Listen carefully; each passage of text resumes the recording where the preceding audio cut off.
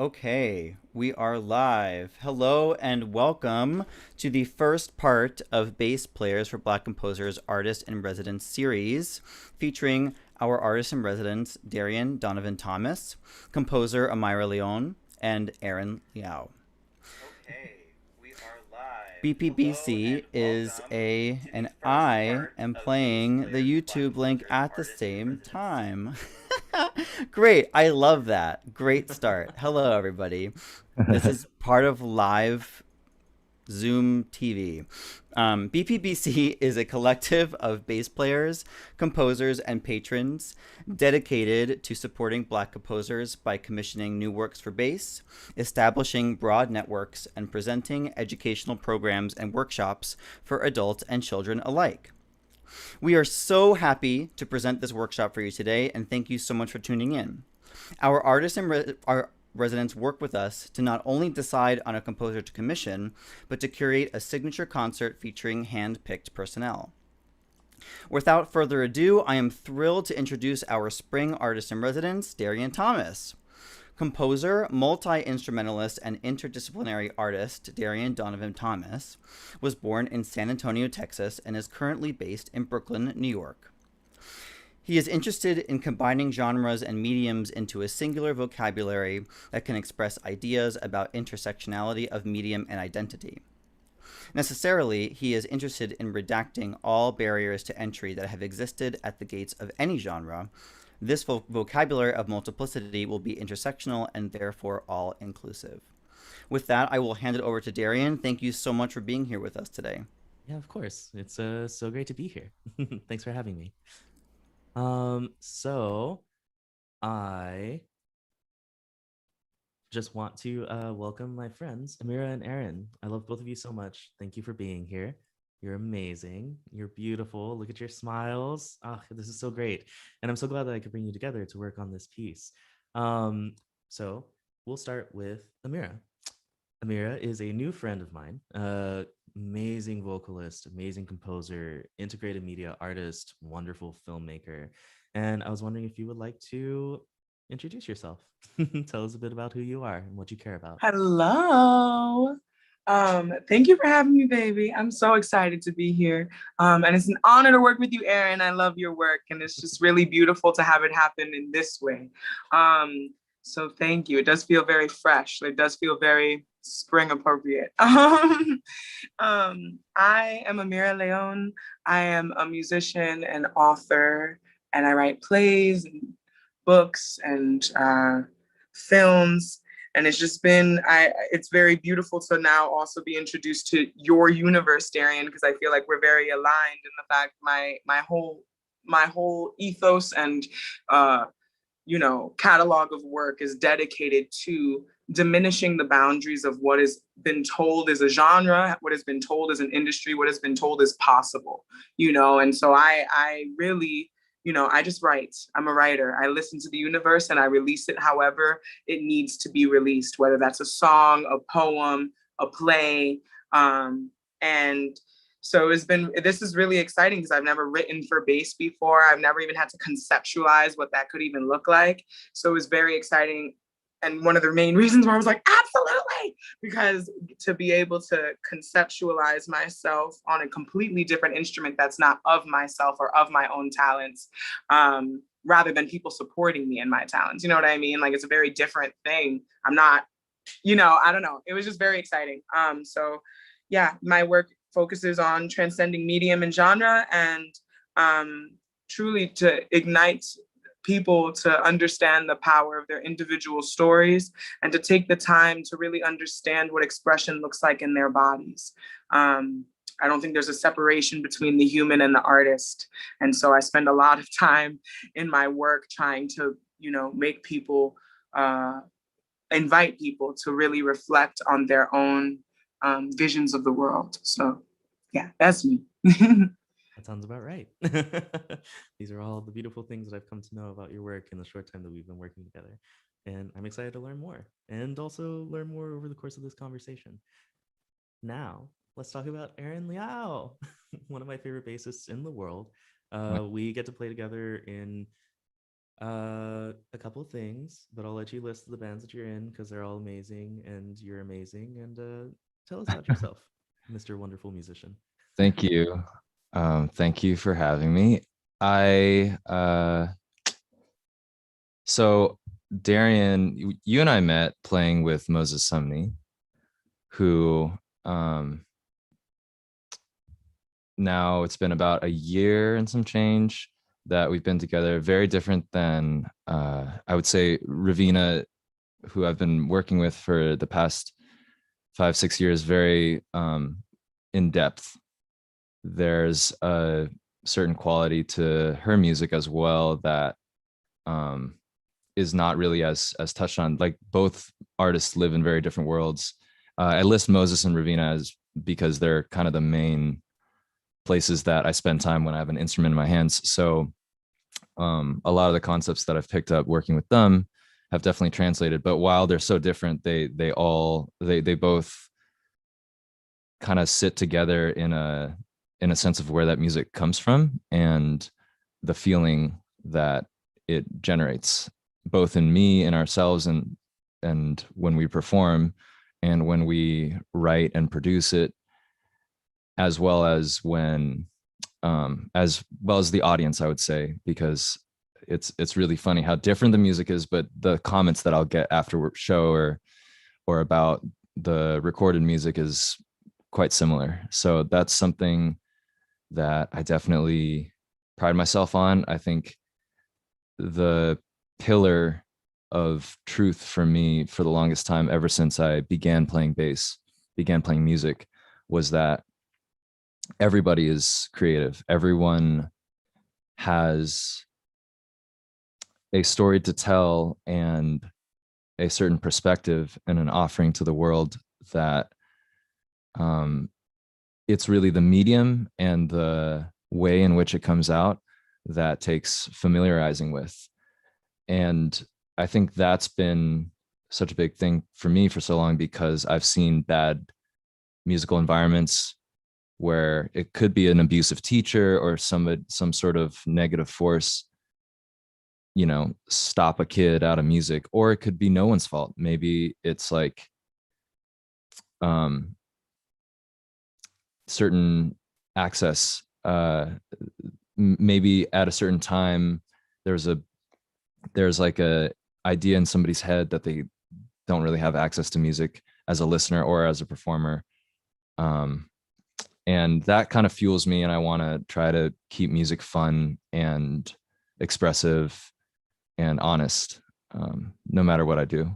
So yeah, exactly. And I think because of everything you just said, and it's like so evident through your playing and in all the like grueling rehearsals we've been a part of together, yes. I can always Wow. trust that like I can lean on you if I need to about like how I feel like I'm not communicating this correctly, and you have much more experience than I do in like cross communication of different musical spheres. So just having a soundboard in the room is like really, really helpful for me, and also really calming, which I think is also a thing. It's like, for those of us that are pretty trained, I guess, in these rigid systems, it helps to have someone else that understands the leaning over work, I guess, where it's like everything else is equal and we need to be able to speak all the languages so that I can just talk to different people. And I think that's part of why I thought you would be like the perfect collaborator with Amira. So to kind of touch on that too, Amira, how do you feel because you kind of like recently entered the classical world, right? Like as compared with most people? Yes, Yeah. absolutely. It's a brand new thing, a brand Tell me new about part of my life. Mhm. I was just, music. I recently, for me, it's still quite recent music. I started singing in 2015. Seriously, like I found out that I could sing in 2014 by accident. Like someone at church was like, "Girl, you want to sing on Sunday?" I said, "Do I have to audition? I don't know what you're talking about." And so it was like an accident, and like the greatest blessing and the only thing that drives my whole life. Like the day I found out that I could sing, I think, Aaron, you touched on it. It's like, I didn't know I had access to a voice. I didn't know it was inside of me. Like I knew I could talk. I've been doing poetry since I could write, and I've been performing poetry since I knew that there was a place to speak it out, but to sing, I didn't know I could sing, and I had no idea actually. And so it was like this grand discovery in my body, which is why I think the second I realized that it was there, I was like, I'm in my 20s. What's going on? I just graduated college for theater. I could have been singing. I don't know how to read music. I don't know how to, at that moment in time, I didn't even know how to describe what was happening, nor did I understand exactly what the facility was, and I think discovering my voice was a big deal because I since took to the piano, and you can see how many keys are on whatever keyboard you have, and you can understand that, oh, these have letters and notes associated, but my voice, I still don't know how much of a facility I have. And it has been the journey of my heart's content in finding out exactly how big it is. And so being, when I first started doing music, again, I was just doing poems to someone playing a guitar, or then I was doing poems to someone playing on piano. It was very like, you're supporting my poems still. And now my poems melody is coming in these poems. What's happening? Suddenly my poems have choruses, And so it was like this big moment where I had to accept that music was happening, and let music happen, which is what it does, And I tried to take voice lessons once I realized that was how I was going to continue with sound. And they were completely limiting. I was like, what about that sound? Do, re, mi, fa, so. What about the in-betweens? What's going on? I love dissonance. I want to know what happens after you finish the sentence. I'm interested in the first word of the next book, not the last chapter, that energy, And so it was very hard for me to learn music in a typical sense, like, in a very educated sense. Like I really tried to build that around myself. And I found that everyone was putting limitations before they were putting foundations and understanding of what was there, And so I decided to just get myself a piano and really engage with something that other people could engage with and understand. So yeah, anyway, that was like, because I'm like very new to this, and it's been very interesting for me to recognize my limitations and to see where those limitations are actually invitations for people like you, Darian, and and people who do understand, oh, whoa, we're in this world now. I'm going to use this part of my instrument. I'm going to use this. I'm going to do that on this. That don't make no sense, girl, but I'm going to find the sense for you. You know what I mean? With you. But yeah, I think that, and that's something that's been really, really difficult too, because I'll go and work with these orchestras and they can't believe that I can't read music, but they also can't believe that I have like 6.5 octaves in my voice when I use it. They're like, what's going on? And I'm like, I don't know, but we're here together. And all y'all know this Mozart thing, so I'm gonna hum on top of it, But yeah, anyway, sorry that was long. I really have never even talked about this out loud. Like it's still so new, and I've had grand opportunities to be able to compose with, one of my dear friends, Siobhan Elder, who's been doing this shit for her whole life. And I get to walk in the room with her and make things for, 150, 200 person orchestras. And I'm standing there and they're relying on me as a vocalist when I open my mouth, and not the music that's written down on the page for them. They use the music for the first time. A lot of the musicians in the more classical settings I'm in, it's their first time using that as simply a reference, rather than the creed. If I change, they gotta change with me. And that's where it's really nice that I do soul and jazz and all these things, y'all know, going back and forth from each one. It's like when you do that to people who don't transcend, it's an awakening almost, it's an opportunity to invite them to feel themselves as musicians in a different way. But yeah, I'll be quiet. I'm sorry. I get so excited. No, this is great. I mean, this is exactly what we want, is this conversation. And I think especially because Sam and I had a conversation pretty early on when we were talking about this institution becoming an institution. And I was like, I think we're going to have to make sure that we include like electric bassists, probably synth bassists, and the general zeitgeist of new music right now. The big conversation is around notation. And like notation's weird because it's our language, sure, but it's also like a pretty serious barrier to entry for like all these amazing, powerful musicians that I've met in my own career who just don't read. And pretty early on, like I finished with my composition degree and then was doing field research where I was just in like 8 bands for a couple of years in Texas and just saying yes to everything, playing with everyone. And during that time, I got to decondition the idea of like notation supremacy, It's like, oh, it's not written down, it's not serious. That's like such a bullshit idea. And I know that now because I've met so many powerful musicians who don't read, but are like remarkable. Their work is just so important. And like the messages also end up becoming important. And the thing I found is like when you have a composer of color, any color, like the things that are talked about tend to be different and also tend to be the things that are missing and that we need to talk about in these spheres, yeah, so I don't know, I guess when I was asked to be the resident artist, I was like, y'all are going to be the perfect people to work together because I know that Aaron can totally do anything, and therefore would not be stumped by like not having notation. So this is a good time to tell everyone the score for this piece is a sonic score as it stands right now. Like we don't have anything written down. So a sonic score was given to Aaron, which I thought would be fine based on like being with you in rehearsals. Your ear is one of the sharpest I've encountered, and like just knowing your practice and like you arrange and you do all these things. So it's like you're in a perfect situation to find the exact space of this piece. So I'm gonna want to talk about that a bit more in a second, but I also really just want to like get people in the vibe of what we're about to do. So I guess if we could show one of Amira's pieces, I have a video queued up. And Sam, if you could play that, that would be remarkable. And I think we could listen to the whole thing. Why not? Because it's a beautiful video.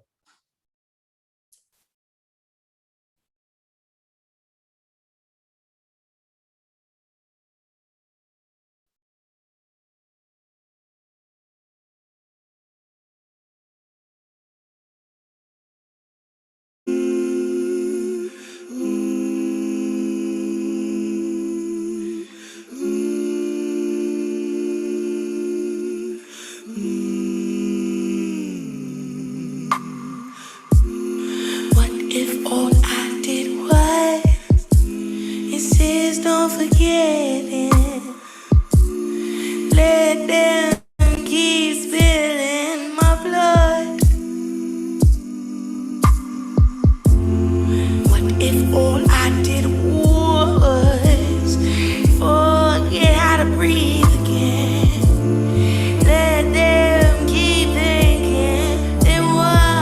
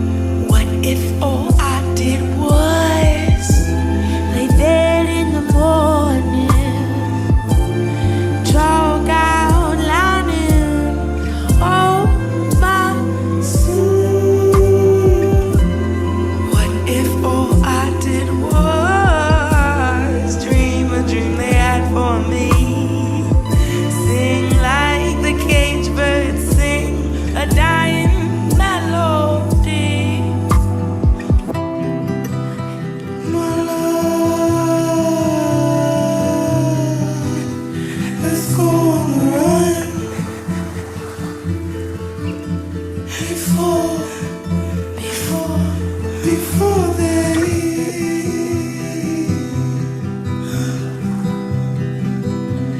claim our blood.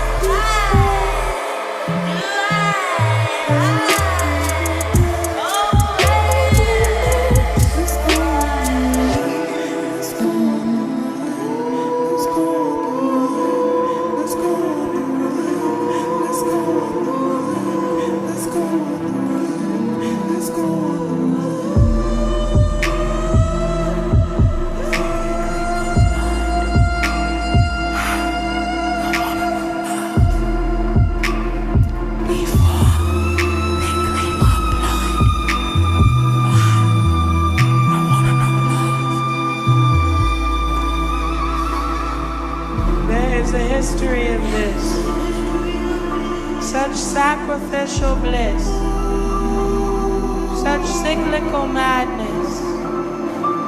There is a history of this. The disappearance, it began with my ancestral clearance. I made it across the sea. Just hope to see my love return to me.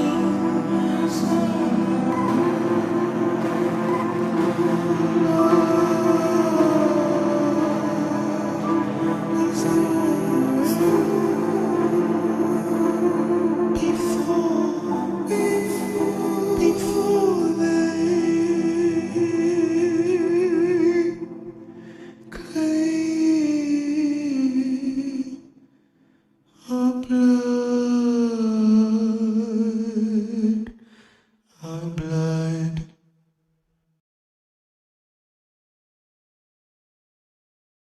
Yes, perfect. Wow. Right? This is a composer that we have here who, I mean, people wouldn't know about because of stupid notation. And that's my qualm. That's my qualm with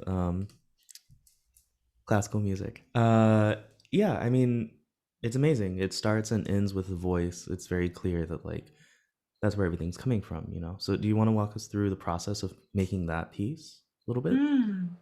Yeah.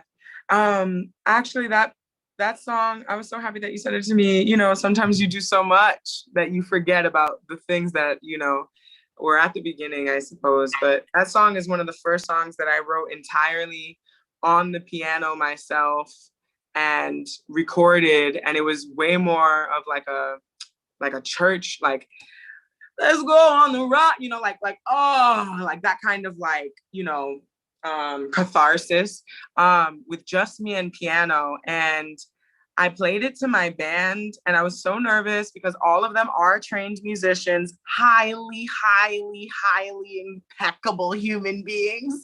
And I was like, I'm gonna like, I'm gonna sing to you without asking you to play what I sang out loud, you know, because that's how I usually work with my band. I'll be like, Mike, can you do that on guitar?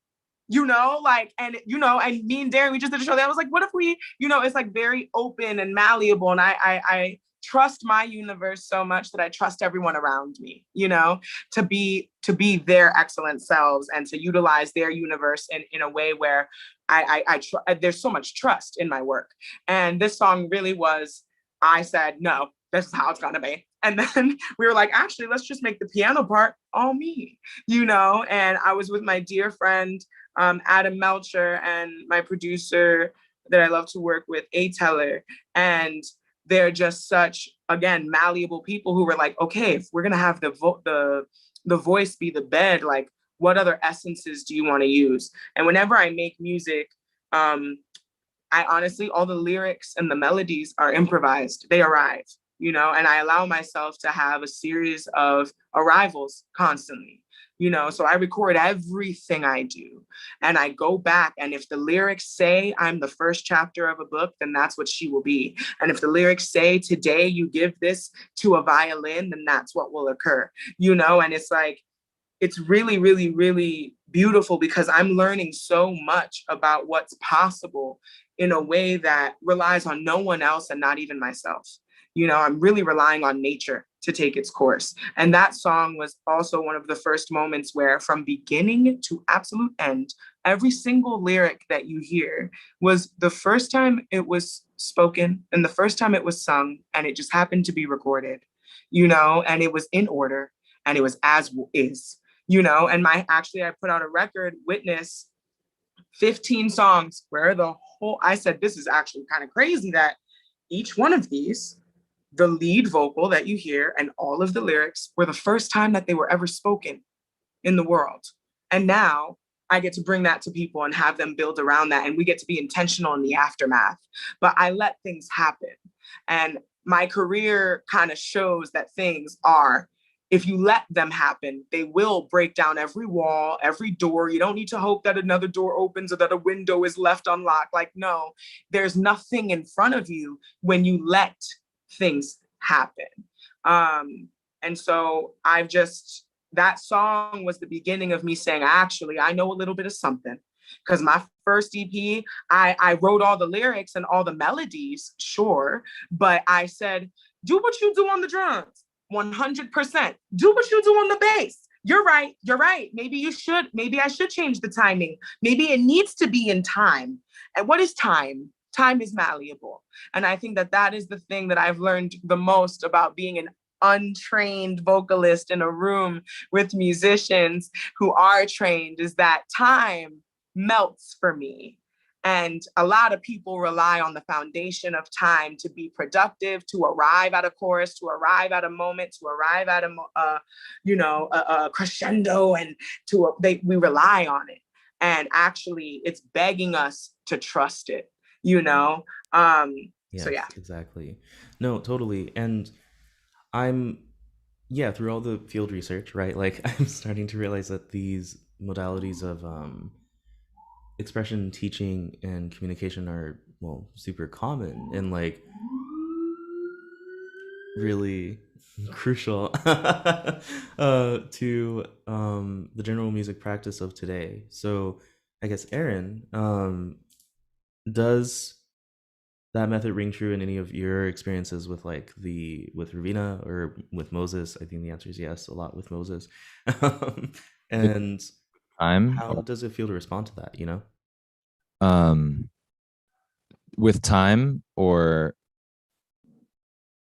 like, I guess the so like just the idea of this concept of structure as malleable and on the spot, and the crystallization of improvisation, I guess, and communicating through like one voice to the other really directly, as opposed to through a chart or something, I mean, okay, so I've always thought this. My experience with sheet music started when I was 5. It started the same time my physical experience with like a piano began. And my dad, who's a classical pianist and professor, and he was getting his doctorate in Seattle in classical piano when I was 5. And yeah, I don't know. He was just like, he just put me onto a lot of stuff, but I always just, it burnt this idea into my head that like, well, all the people who were like amazing at writing classical music are dead, because that's what you need to do in order to be good at classical music. You need to die. That's what I thought at 5. So I was like, of course it would make sense then that you would have your music, in a book or like notate it in some way, because they can't be here to show you it. So I always thought of sheet music as like a, you know, second best or third best scenario. Like, how amazing would it have been to have like Rachmaninoff, you know, make a quick video the way that like Blue to Tiger or somebody, like, hey everybody, here's how you play my song, you know, whatever, on the bass. And it's just like, I would love to hear how some of these composers meant it, you know. And the sheet music is like, of course, that's, we're lucky to have that, but that's you know, kind of the best case scenario for the fact that they were alive hundreds of years ago and whatever. Anyway, I've always thought that. And so when I was in bands growing up, and my foundation was in metal, actually, where it's mostly tab, you know. So generally I would share ideas with my guitarist through tab, and the tunings would be notated there. And you wouldn't necessarily need to, I found it hard to notate like alternate tunings and things like that with traditional notation. And I would say that for all my years playing piano, I got familiar with reading all the clefs and stuff.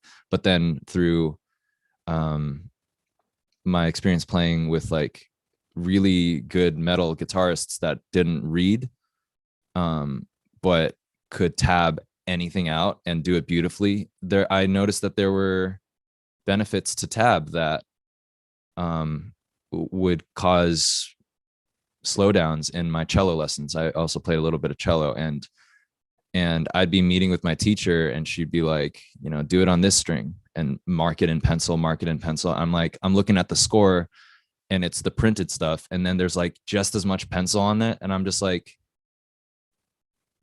what's good? Like, let's use our ears then, maybe, huh? But yeah, that's such a real experience. With tab, for example, you can write on, it's like a visual representation of what we have here, right? So the tab can tell me what string the composer wants me to play something on. And, you know, like this note, for example, sounds a certain way. This B on the E string sounds a certain way here. It sounds a certain way here. And it sounds a different way here. Sounds a different way here. Oh, well, that's not, that's an A. Come on, Aaron. So that's another depth to the music that I found traditional notation has a harder time keeping up with as information evolves. So yeah, that's the long answer, I guess. Like, I definitely prefer, you know, how we do it with Moses and Ravina and all these other amazing artists that I play with, where it's like kind of by ear, by feel, but it's because we're there in person. And if one of us was dead and the other was 200 years younger, maybe notation would, you know, but technology has evolved to the point where they can hear like an iPhone recording or something, even with a description. And doc, you know. Exactly. And I've definitely noticed with my compositions too, at this point, there's a real point where notation just breaks down. And it's like, I actually can't, there's no value to, because you can over notate. That's totally a real thing. So it's like, why would I do this? And now it's starting to like exclude people from participating in the score, participating in the process of doing this thing. And that's where like I veer towards lots of box notation, things that are like, here's a pitch set, do stuff in it, go ahead. And then if I can hear it, that's great, and we'll talk about it. If not, like, as long as you feel compelled by it as a musician, you should do it. But it's like, I'm not gonna go the new complexity route of like, I'm gonna serialize every single value, write every single thing down, and you just have this page of dense ink that less people want to express or tackle. And it's important that it's there because, like, you know, it helps the people that need to be really good readers become much better readers and learn how to express these things that are very difficult. So like, nothing's off the table. It's just that I think holding that as the supreme is really damaging, because most music making happens in the way you're saying, where it's in the room. It's like, I'm communicating with this other person right now, and I don't need to stop to write something on a page in Yeah. order to do that. Like, that can I be think really it, harmful. I think it also I think there's a lot of things that we put in place for convenience that actually stop us from experiencing nature. I think, you know, whenever I think of jazz, right, people automatically, they hear the tone of my voice, they hear me speak, they're like, oh, do you sing like R&B or jazz? Every time I meet anyone at a coffee shop, anywhere, I'm like, hey, good morning. And they're like, do you sing jazz? But like, it's a feeling, it's an existence, it's something that was never meant to be written down. It was always meant to be felt, and in the writing down, you have people thinking that they can be wrong. You know what I mean? And now we've created something that people think that that they have access to because they can mimic something. And you can distill water, but you can't distill a feeling or what it does for you. You know what I mean? And so you can hear people be, sometimes it is the very barrier that will stop a musician from feeling free in music. It's the very thing that will get some of the best people to feel outside of themselves, and not be able to trust their actual craft, what they actually can do, what they actually do know of their instrument and of their intuition and of their spirit. It cuts off the spirit so often in the translation between a musician and their instrument. Whether it's the voice or, a separate instrument like the bass or the violin. And I just think it's interesting too, because, at some point, a lot of people ask me to teach voice lessons, and I'm like, if you want to be in key, I don't know. But if you want to learn how to feel sound in your body and learn what breath control can do, I know how to access the breath behind my knees when I need to hit a note for exactly 62 seconds. You know what I'm saying? But I also can hold my breath for that long because I now know I have the control of my body, and what the vibration of sound is inside of my body is something that I will always trust more than anyone's intuition of what music is supposed to be, And so when I tell people, I have people like, oh, I wish I could sing. I'm like, you probably can. I'm pretty sure you can, just let yourself. You might not sound like what you want to sound like, but what you will find and discover is something like nobody can ever imitate.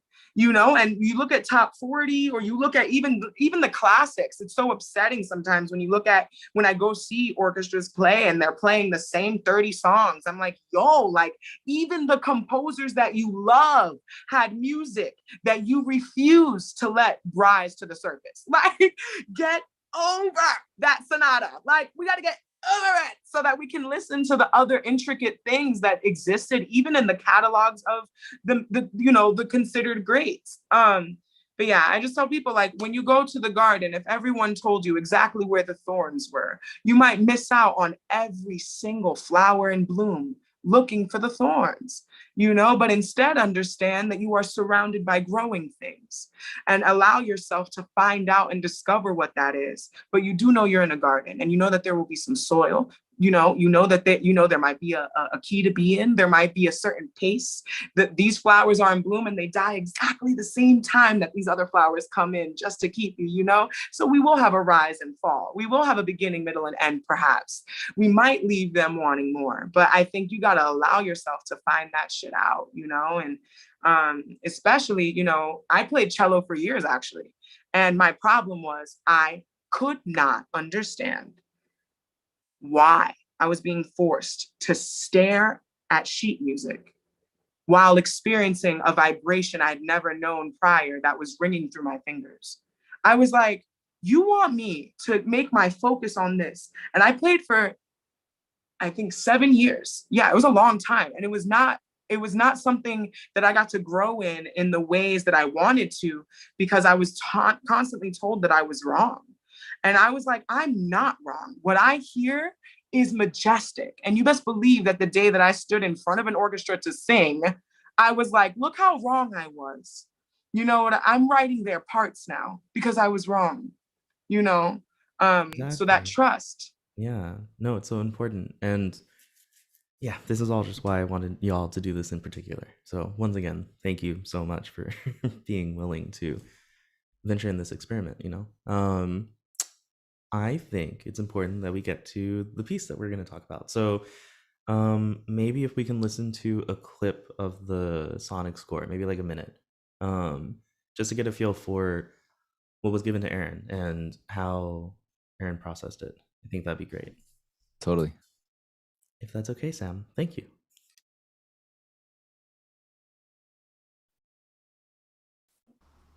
Illuminate imagination. Illuminate imagination. Illuminate imagination. Illuminate imagination. Illuminate imagination. Illuminate imagination. Illuminate imagination. Illuminate imagination. Illuminate imagination. Illuminate imagination.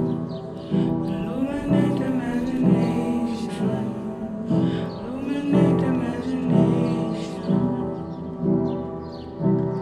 Keep me where the shadows play. I know that they will lead me to the light.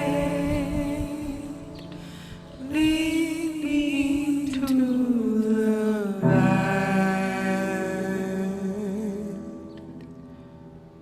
Illuminate imagination.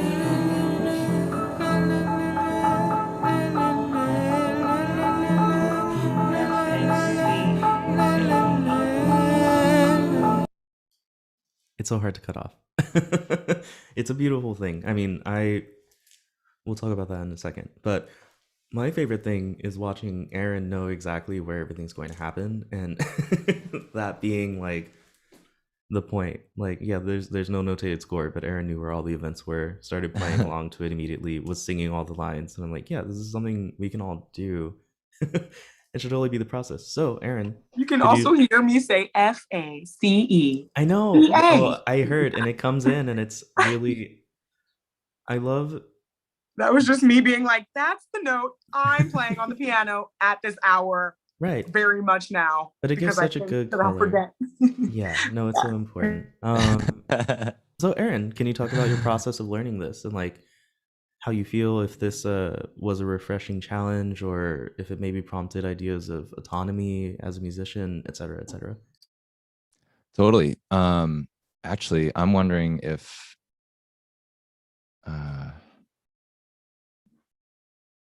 I can. Well, I don't know if I can share my screen or do a screenshot of think you my can. process. So, Yes, you can. wow. Oh my God, show us. Okay. Yes. Yes, please.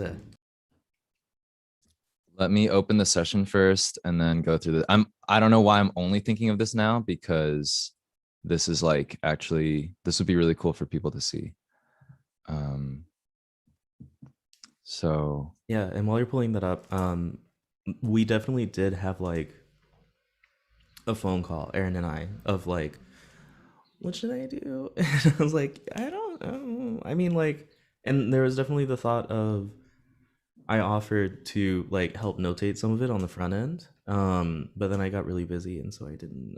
But then Aaron like learned it anyway, and I will circle back on this, but I kind of like the idea of keeping it as unstained as possible and just seeing how much space that leaves for people in the future. But this necessitates a conversation about control and how much of a succinct idea Amira is going to want for the piece versus how much room for freedom there is, which we'll definitely come back to in a little bit. yeah. So are you able to see?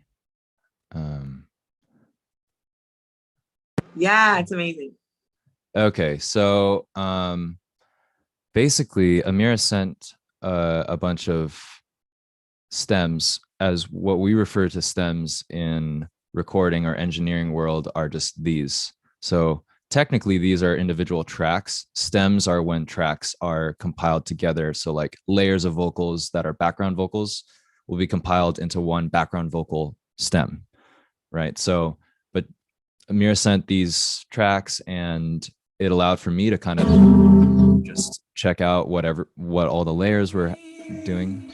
Where shadows lay, I know that they will You know, lead me to in a lot of ways, that's kind of like, you know, trying the avocado that you're going to put in the salad before you do it, you know, experiment, like looking at all the individual ingredients and building blocks. So I used a program to then remove the main one that I had in my car as I was driving around listening was I believe it was this one. Oh, but you can't hear the audio. You can't hear the computer audio though, right? What a bummer. We did just now. We just can't hear that individual one now. Interesting. Okay, well, that's okay. So I did the full one. That was like with just your voice and piano, which is really lovely. And then I used the program to remove even the vocal and the piano. So basically I'll bump this up. illuminate imagination, illuminate imagination, illuminate imagination. So now this is the voice and piano stem minus the piano. Keep me where the shadows play. No. And then I just kind of played bass along to it. Imagination, illuminate imagination, illuminate imagination, illuminate imagination. And then I would mark whenever things were happening up here in language that I understood. Illuminate imagination, illuminate imagination. This would kind of replace your piano. And then eventually along to my own bass that I recorded, I then did my own vocal.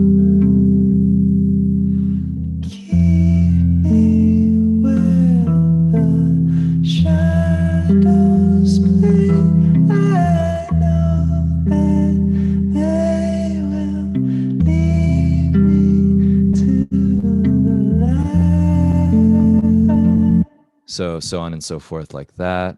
Were you able to hear the audio that I was just playing? Okay, Yeah. cool.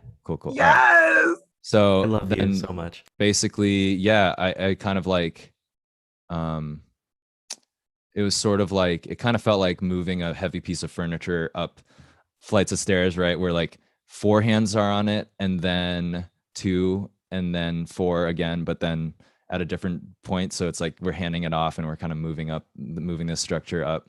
And then eventually after that, I then was able to kind of hear myself, a version of myself doing the form.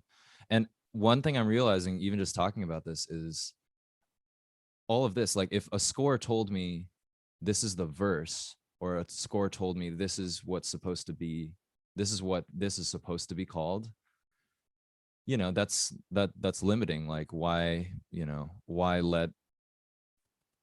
can't it just be a breath, like an expression? Ideally, I mean, really with music, you get to a point where a whole piece is just one note almost, right? And yeah, and I think allowing the freedom that the freedom that this gave me to just write down the pieces as they came to me and how they hit my heart and my soul, like that allowed for me to internalize it in a way that I don't know if it would have if I had the score, you know. And then this was just kind of like other layers.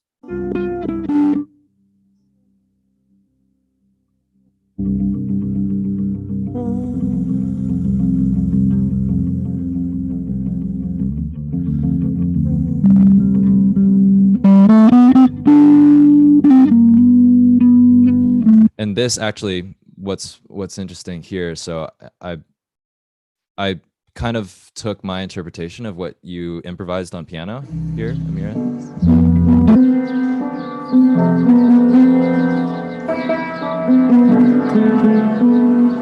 And when I played it, I actually first recorded along with it as if we were in the same room playing together. So that's kind of what this.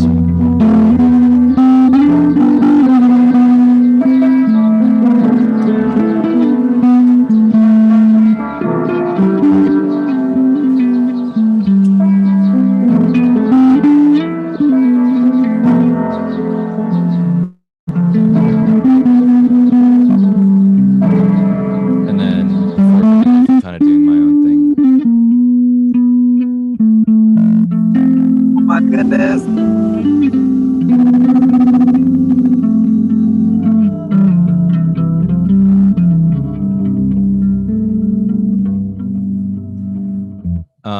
And then yeah, and you know, like certain parts where you said time is malleable, like time, trust it, it's there.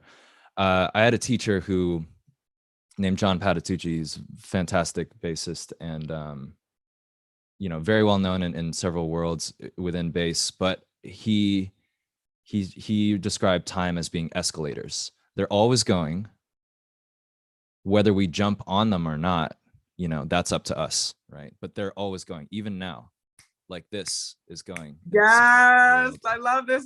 Yes. So it's going, and then if I engage with it, if I engage with it, like.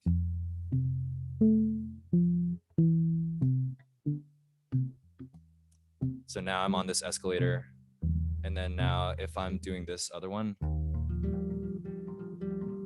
it's a little bit more ambiguous, but it's still going somewhere.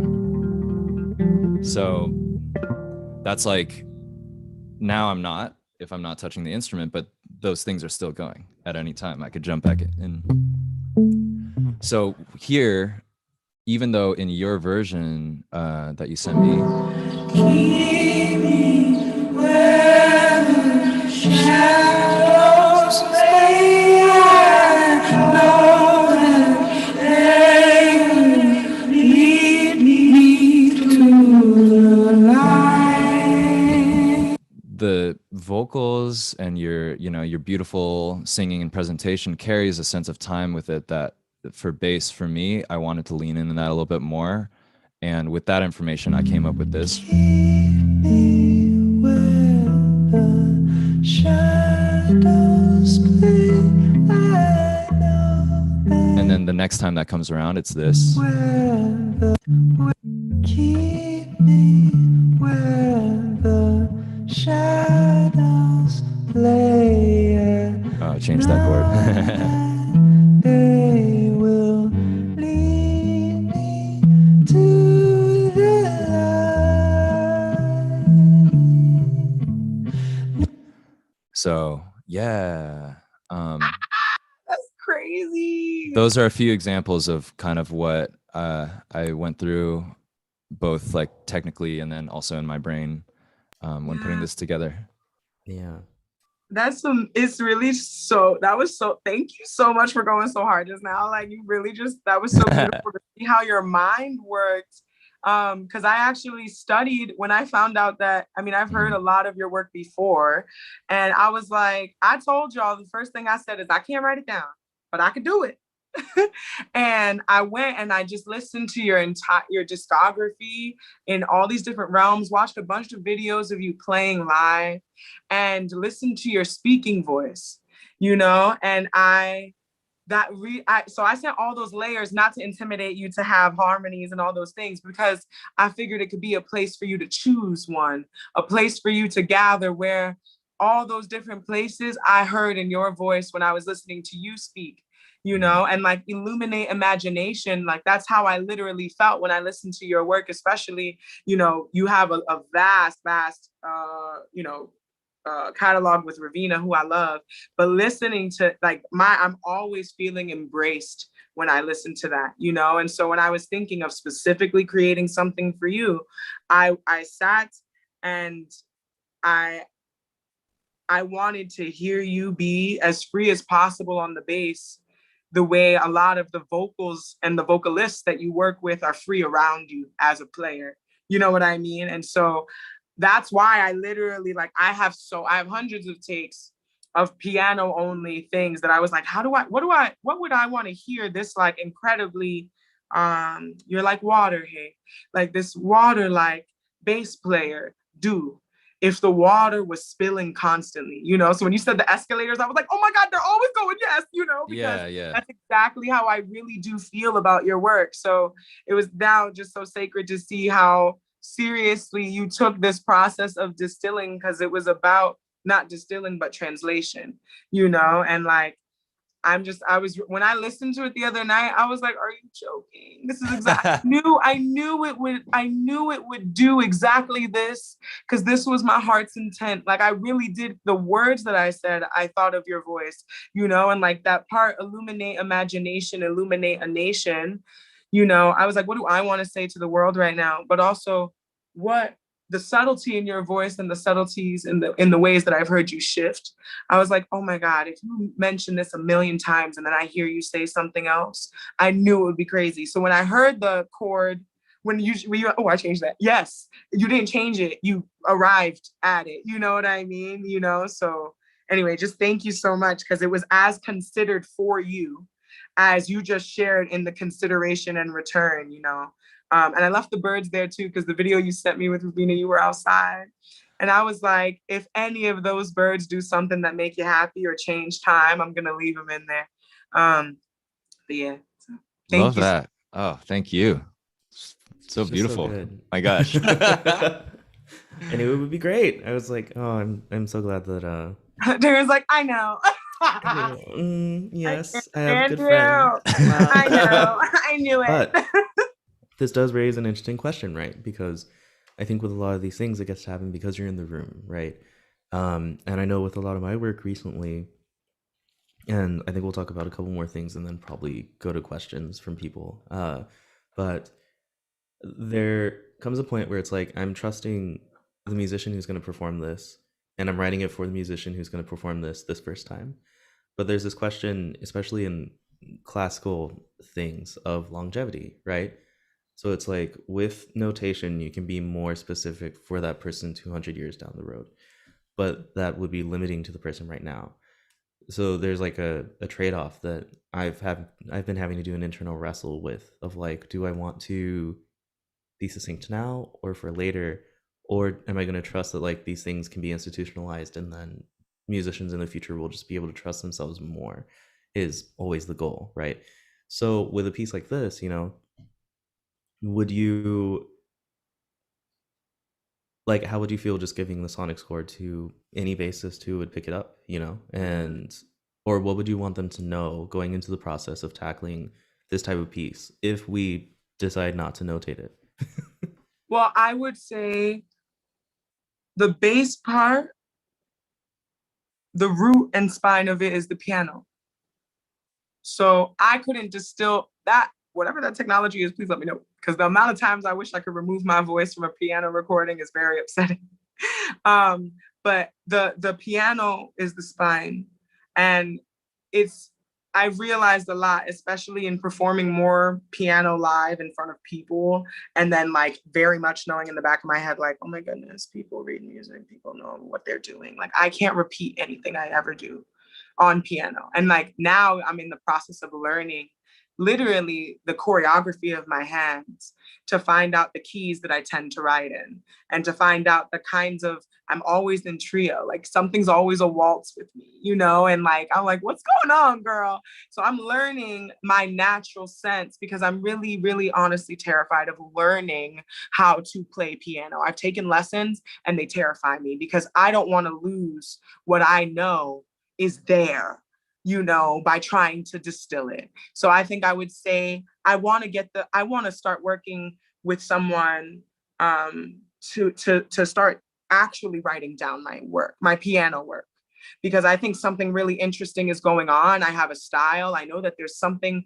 that comes out of me every time I touch this piano. And so I need to learn what that is myself. So I'm interested in writing it down simply for the fact that I think that knowledge is very important.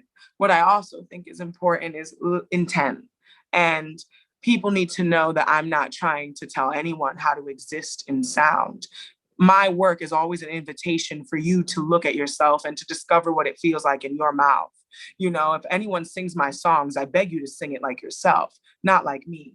Not, you can't be like me. And that's something that I think why music felt inaccessible to me when I was younger was not because it was simply because I was like, oh, I don't sound like, I guess, Celine Dion, or I don't sound like Selena. Like, I don't know. Like, I'm not those people. I can't be that. And the truth is, I never will be. And that's never been my goal. And it shouldn't be anybody's goal. I love Jimi Hendrix. I'm never going to pick up a guitar and become him.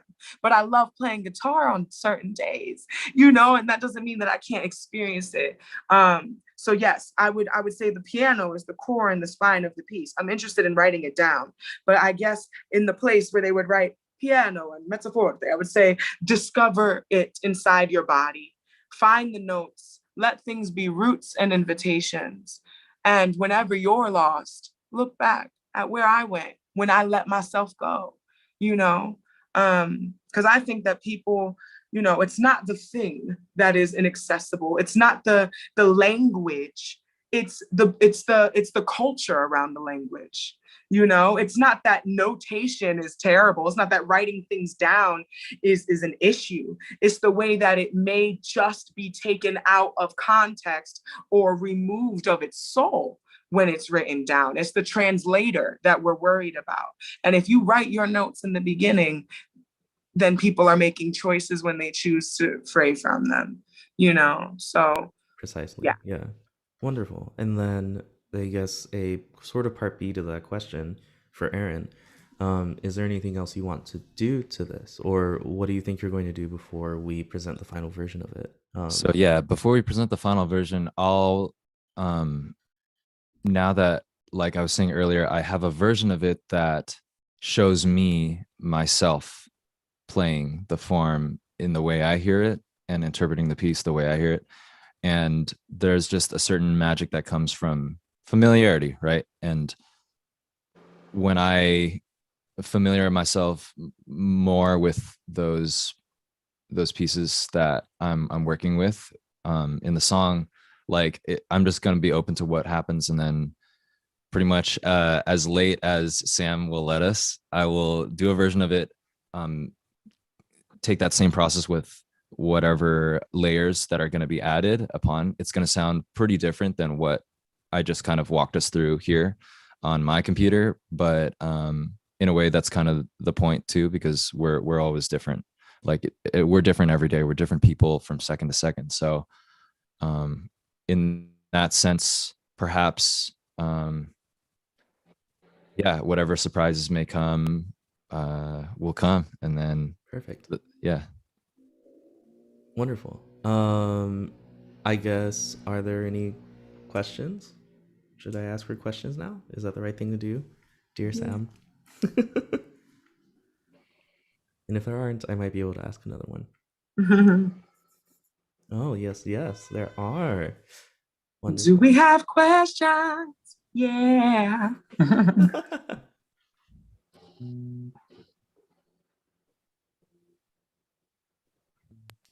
Ross would like to hear more about Amira's work in film because that music video was so stunning. What about, do you have any Oh my God, things yeah. coming up? Yes. Well, honestly, I'm a very visual person. I have been blessed with synesthesia. So I see colors when I hear certain sounds. And it honestly is why I think I have so much like output. Like I'm always putting something out, you know, like 2020, unbelievable, wild year. I released 2 books, my first full-length record, a documentary, and it's like, I was like, what's going on? How is this all happening? You know, and the kind of same thing, it continues. Like the tide just goes and goes and goes because I got so much to say. And I think it's because my brain is trying to say, oh, those colors are beautiful. So I got to make a visual for that. And oh, this sound is so like, I must follow the heart of this sound.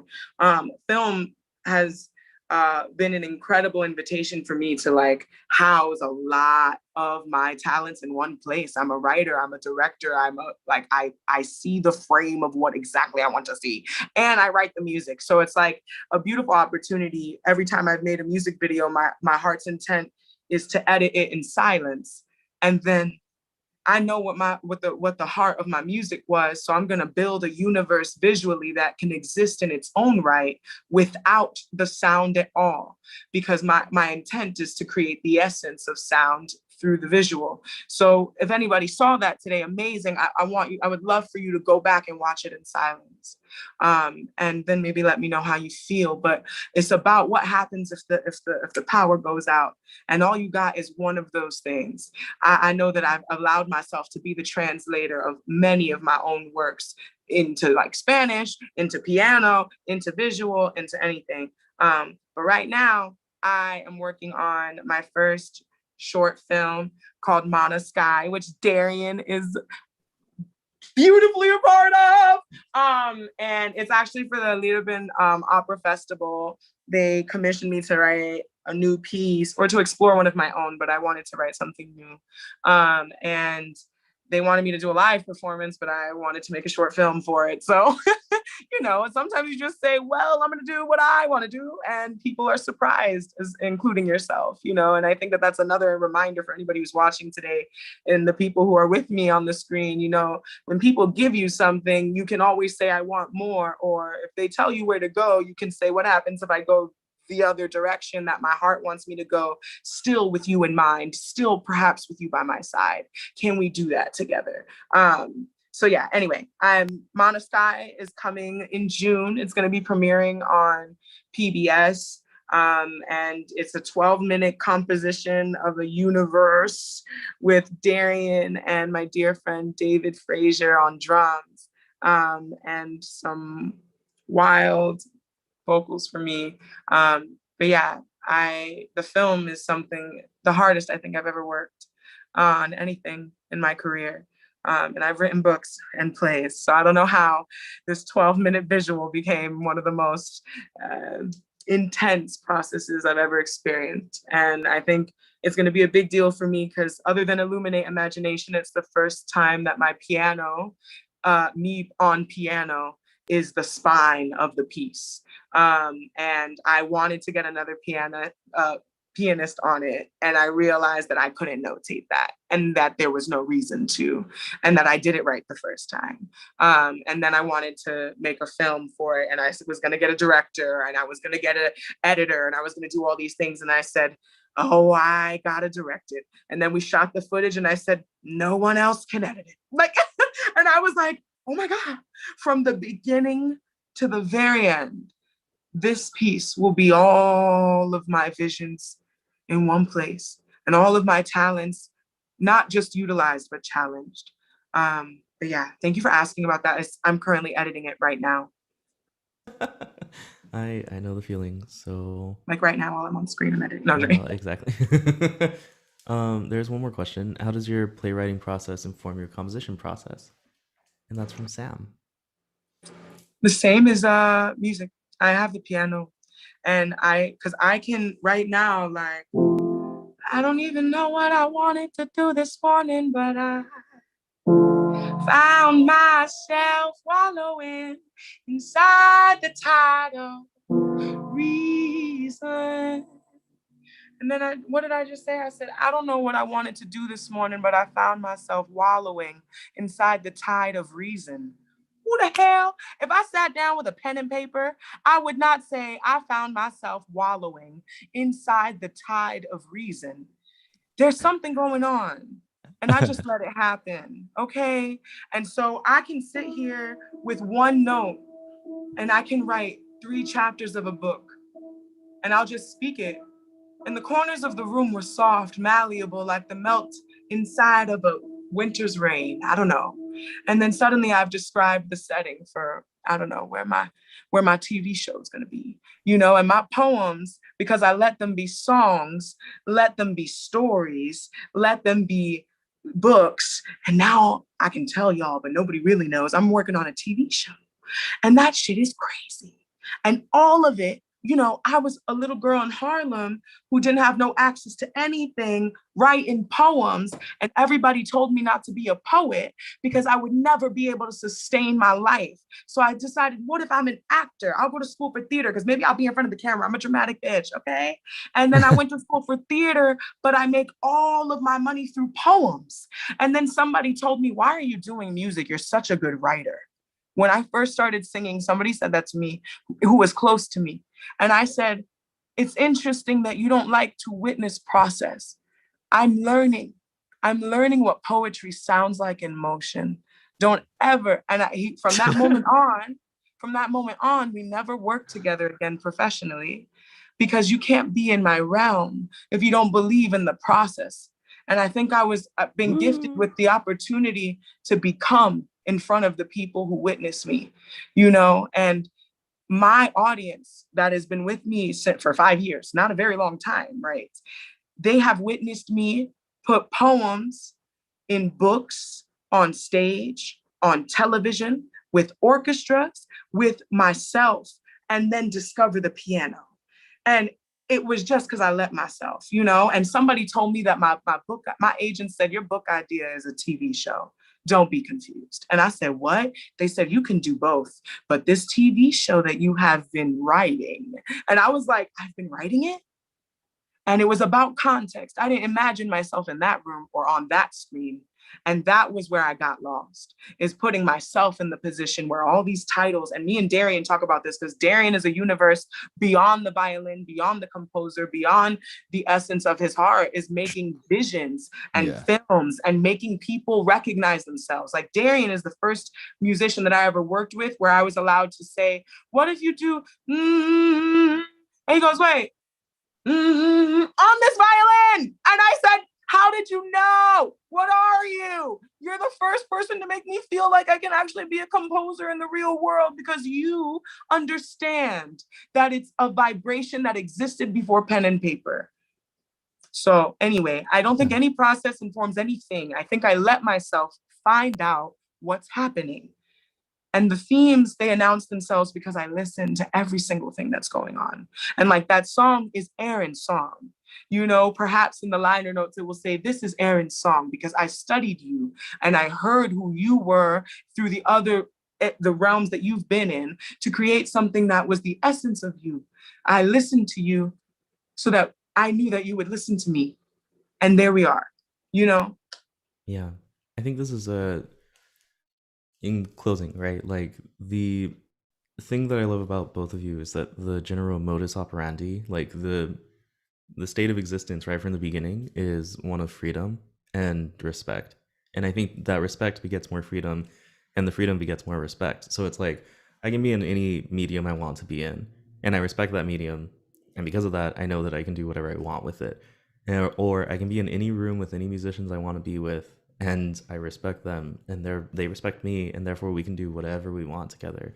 I can go into Logic and make my own score in Logic, put my parts together. I have the autonomy to do that. I'm capable of doing it. And I think this is what musicians need to start looking like. And especially like out of conservatory, especially if you're trained, like you need to be able to do all these things. And maybe not even need, but just like you get to do all these things. I think that's where we're at in our scene. You now. get really it. Lucky. Yeah, you're allowed. It's actually your nature. The thing that called you to study is the nature inside of you.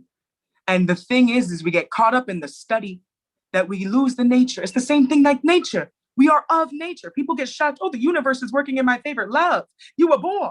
Like, as sure as a flower blooms, you were meant to be in alignment with what's going on. Like, come on, you know? And I think that's the real tea. We got to let ourselves,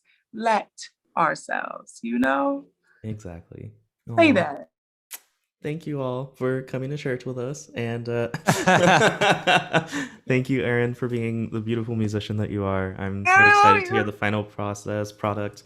And thank you, Amira, for being a remarkable composer. And thanks, Bass Players for Black Composers, for letting us make this collision happen. Thank you, Darian. Thank you. Curator of the century. Working on it, yeah. Anyway, thanks. Bye. Bye, family. Bye, everybody.